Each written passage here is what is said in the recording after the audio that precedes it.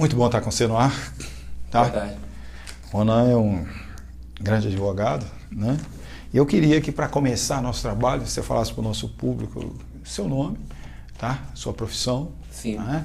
Queria que você se apresentasse para o nosso público. Bom, meu nome é Ronan de Souza Nascimento, eu sou advogado, mexo muito com as ações bancárias, advogo na capital mineira, em BH, bem como no interior de Minas e também algumas regiões do estado, né? São Paulo, Rio de Janeiro também. Eu queria só, porque eu sempre brinco com meus entrevistados, parece que direito na sua família já é segunda geração, né? Sim, meu pai foi advogado DR, né? Natalino. Doutor Natalino, né? Deixou como legado abraçar essa profissão que é muito bonita, né? Que legal. Já é genética, então, né? Que bom. Ronan, a gente sabe que um dos lugares que você milita mais na sua profissão é no âmbito bancário, né? Sim. Tá? Então eu queria que você conversasse com o nosso público, porque essa relação banco-cliente é uma relação, a gente vai falar durante o nosso trabalho mais sobre isso, né? Mas eu queria que você se localizasse há quantos anos você atua nessa área específica de ações bancárias. Então, 14 anos que eu estou lutando, né? Estou brigando contra a política bancária. E na minha ótica eu vejo uma política bancária muito, meu conceito, né?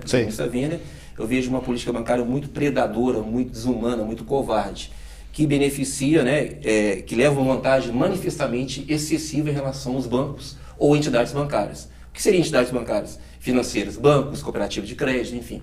E, consequentemente, trazendo um prejuízo enorme a uma legião de consumidores, que somos nós, os consumidores, né?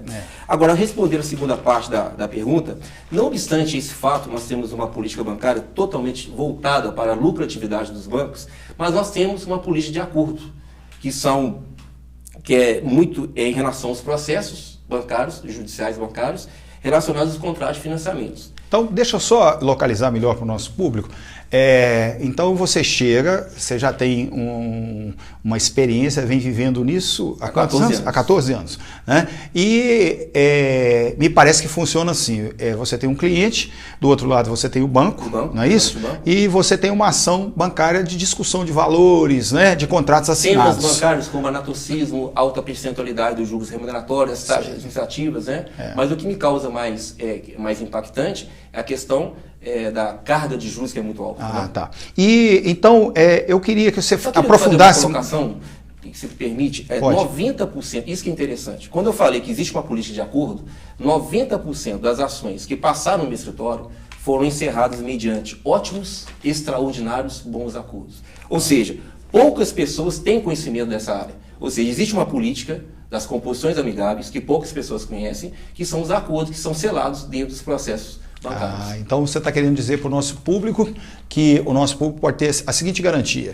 Primeiro, poder procurar a justiça para quando ele se sente lesado. No caminho, essa justiça. Seria o caminho, né? Esse caminho, a primeira etapa do caminho, é a discussão de quem está correto, são os temas bancários. São os temas bancários em discussão. Os contratos bancários nunca foram equilibrados. Tá. Essa é a grande verdade. Tá. Você pega um cheque especial.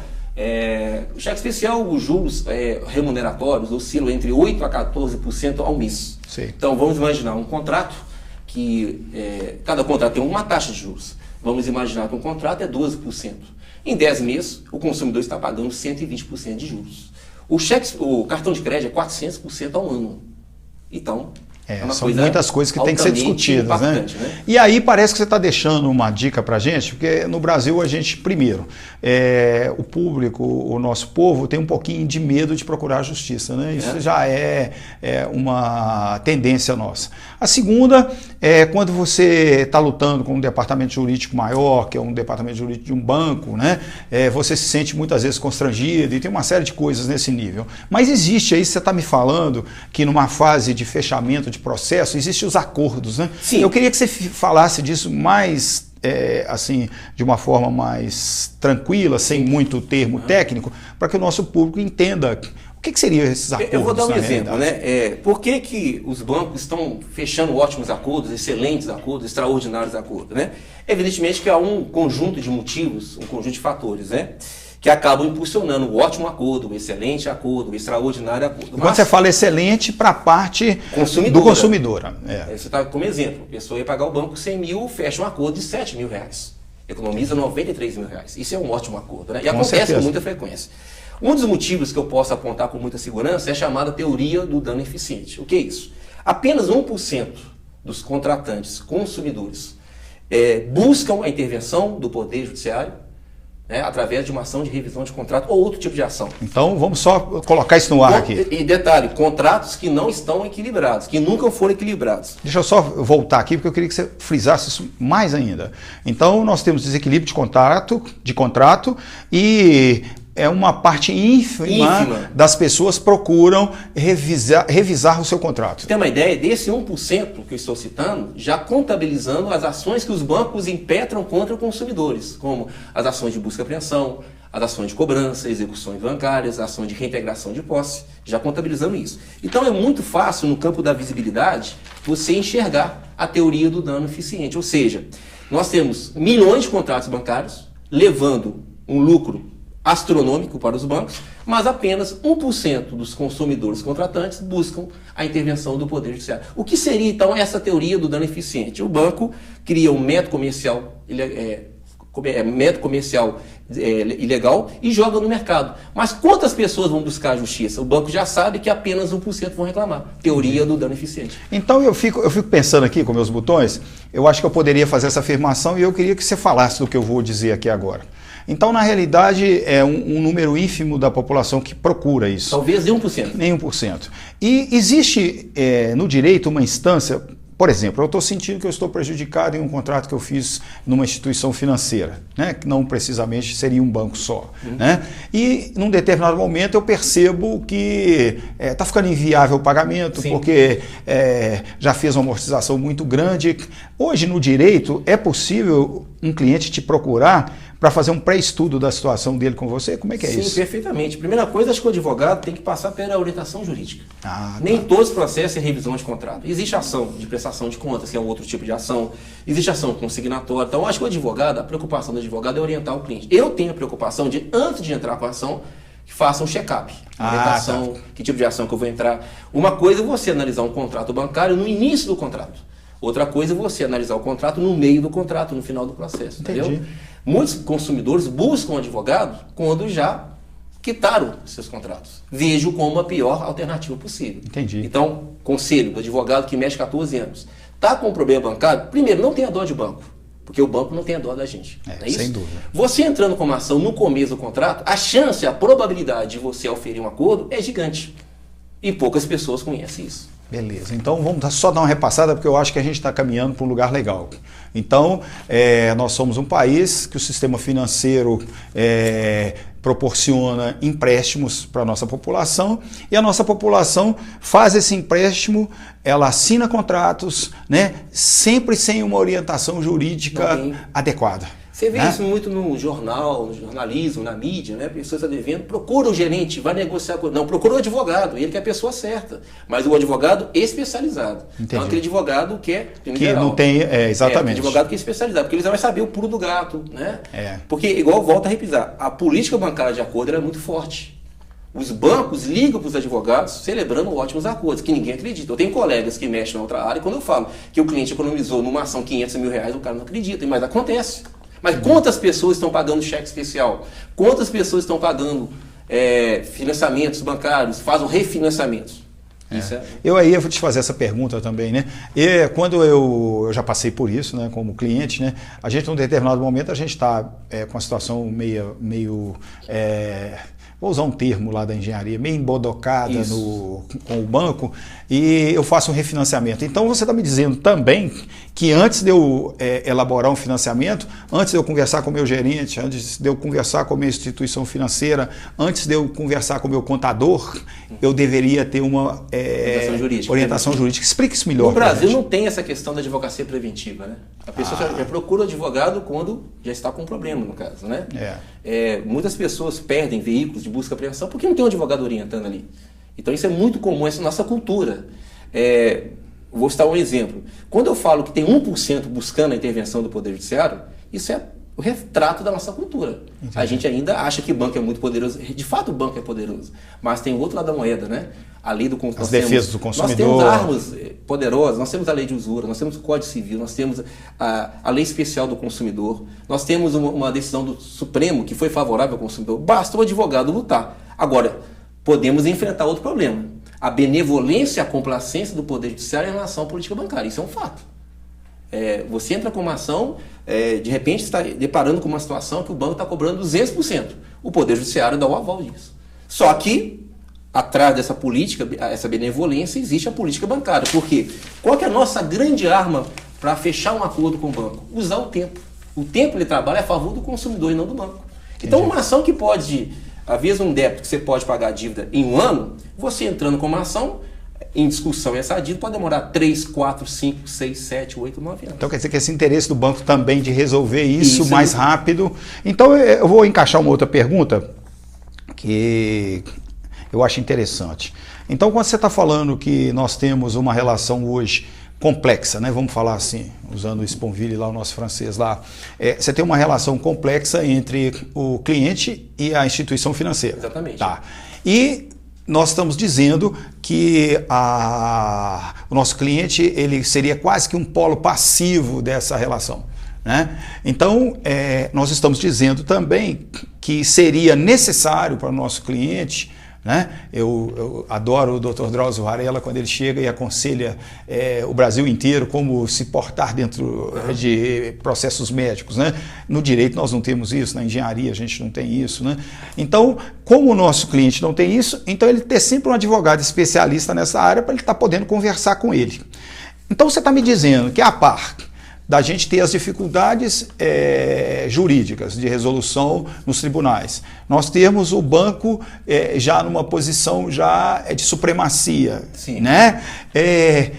Eu queria que você apontasse, então você elencasse para a gente melhor isso, na realidade, quais são os fatores negativos que o cliente sofre a intervenção desses fatores quando ele entra na relação. E quais são os fatores positivos? Porque eu estou pensando aqui, se eu tenho um acordo que pode ser bom para mim, isso é um fator positivo dessa relação. E poucos conhecem. E poucos conhecem. Fala um pouquinho disso para a gente. Falta de conhecimento, né? Fala um pouquinho. Seguinte, o que realmente é impactante é que eu, consumidor, eu estou protegido, existe um escudo de proteção, que é o nosso ordenamento jurídico, que oferece a ele, consumidor, vários artigos, princípios, dispositivos legais de leis federais.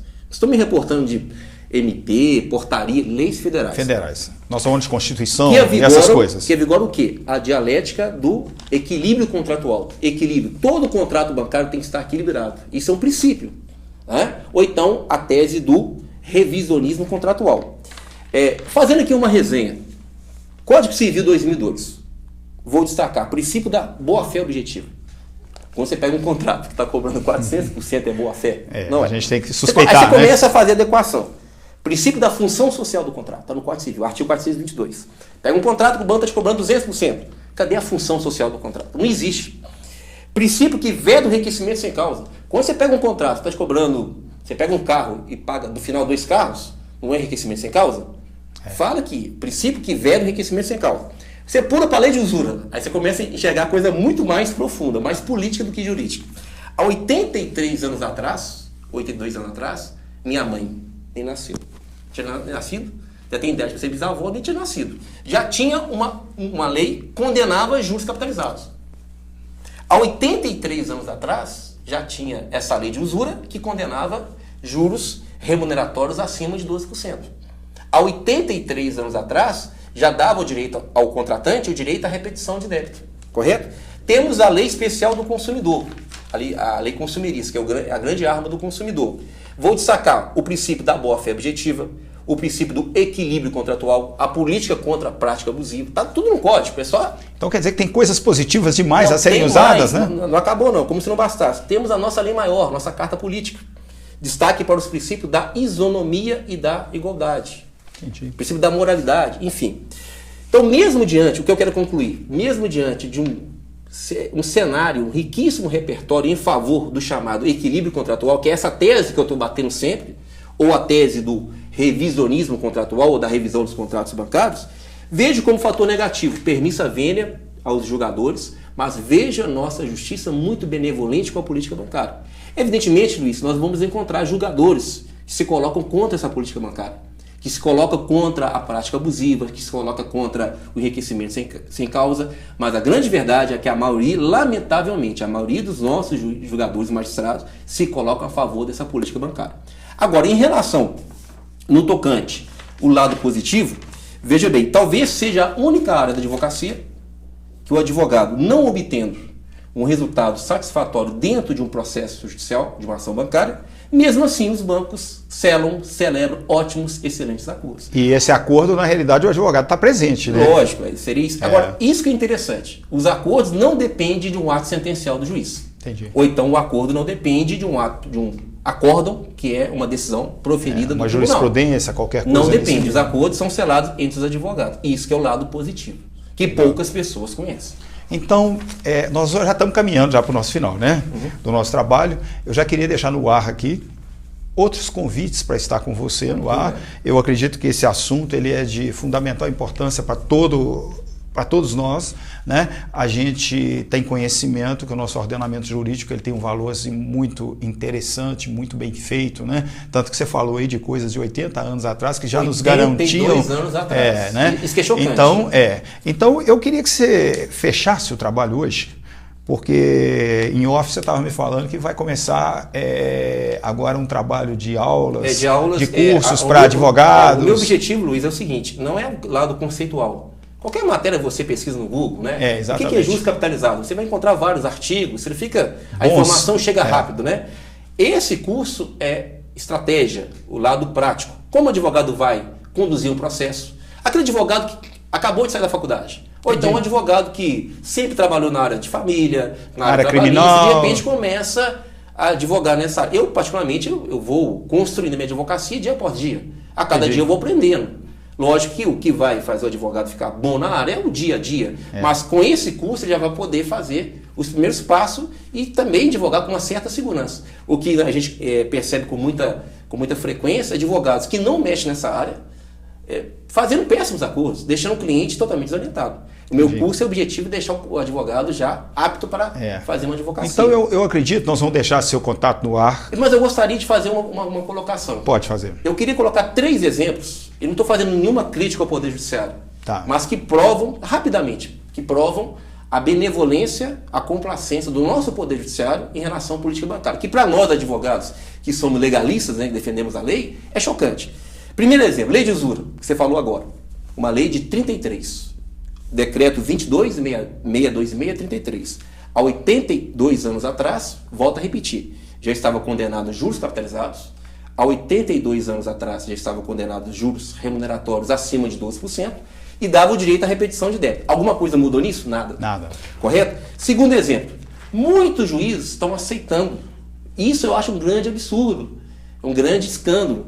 A convalidação, a legalidade da capitalização de juros, que é o encargo contratual, que não deixa o contrato equilibrado, diga-se de passagem.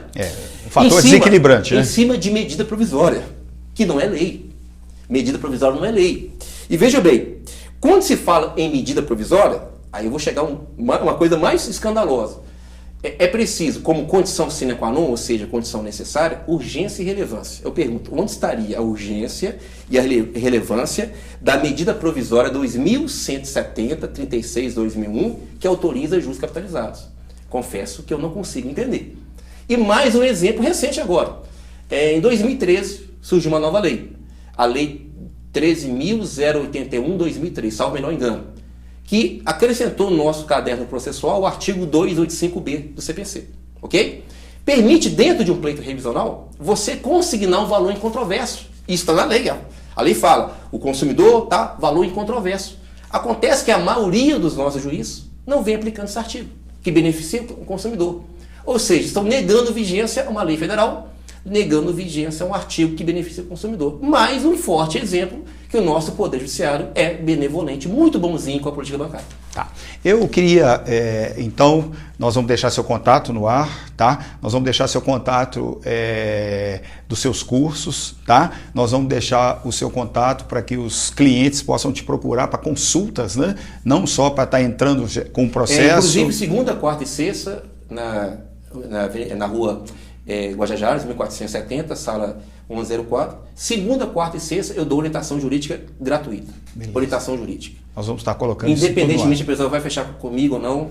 Eu acho muito importante nessa questão, porque as pessoas estão pagando juros pela falta de orientação jurídica. Falta profissional nessa área para orientar o pessoal. Então eu fico, vou deixar uma mensagem minha no ar também, tá? Para o público nosso. Primeiro, tá? Vamos procurar saber os nossos direitos com as pessoas que podem nos orientar sobre os nossos direitos, né? E essa pessoa ela tem que ser alguém ligado à área jurídica que trabalha na área de prevenção, né? De reeducação do nosso cliente para que ele possa celebrar contratos, para que ele possa ter segurança, né? Quando você vai celebrar um acordo, procure uma orientação jurídica. Com certeza, né? Porque a pessoa... Vou dar um exemplo para você muito claro, já aconteceu várias vezes. E, infelizmente não pude ajudar a pessoa porque a pessoa já tinha já não estava consumado o acordo. A pessoa, vamos imaginar, pegou 50 mil, tá? Aí eu trabalho com um perito da minha confiança que me passa qual seria o teto legal, aquilo que eu defendo como tese. O que eu defendo como tese? Juros remuneratórios a 12% ao ano e juros não capitalizados. Certo. E no período de mora, a questão da troca da taxa de permanência pela correção monetária, enfim. E juros moratórios, que é outro tipo de juros, também 1%. Então, mando para a contabilidade, o contador, ele me fornece qual que seria o teto legal. Peguei o caso, 50 mil reais. Ele tinha que pagar o banco 70. O banco, na contabilidade do banco, nunca vai casar com a minha contabilidade. Estava cobrando 120 mil reais.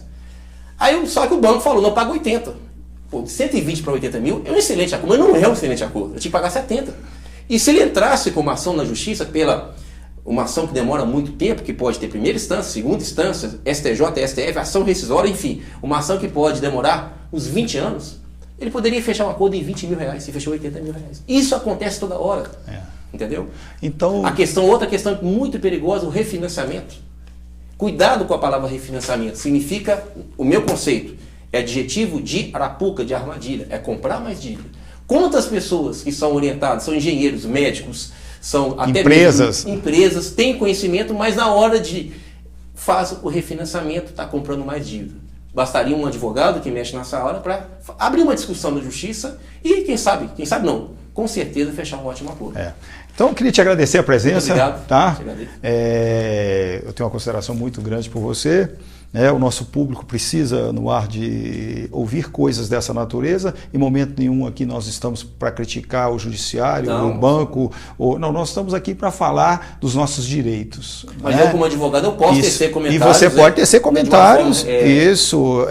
Como você fez aqui respeitosamente. Mas eu vejo também muitas coisas. Cabe o advogado também, como defensor do consumidor, alegar esses fatores que eu acho. Eu me lembro muito aqui de uma grande amiga minha, Dona Lúcia Pacífico, né? Essa pessoa tão importante na defesa do consumidor, né? O Dr. Ralph Nader, americano lá, que é o precursor da defesa do consumidor no mundo, né? Então eu queria te agradecer a presença e conselho não seria tão bom se fosse de graça, mas fica o conselho para o nosso consumidor. Procure orientação adequada toda vez que você tiver com processos que não é da sua lide, não é da sua alçada todos os dias, procure orientação, né? Então, vou deixar o seu contato no ar. Perfeito. Queria agradecer o Fabiano, né? Hoje nós estamos com dois amigos aqui nos assistindo, a Cláudia e o Marcelo, que é da nossa equipe, né? Eu queria agradecer. E o Fabiano, sem ele, nós não estaríamos no ar, né, Fabiano? Então, fica um abraço para todos e com certeza você vai voltar aqui no ar com a gente. Muito obrigado. Estou à disposição. Beijo no coração para todos.